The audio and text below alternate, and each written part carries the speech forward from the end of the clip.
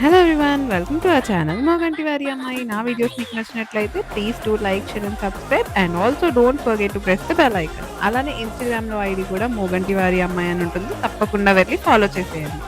మన ఒరిస్సా సీరీస్‌లో ఇది episode 2. Evening almost 6, 7 ఆ టైం అయిపోయిందనమాట మేము రీచ్ అయ్యేసరికి.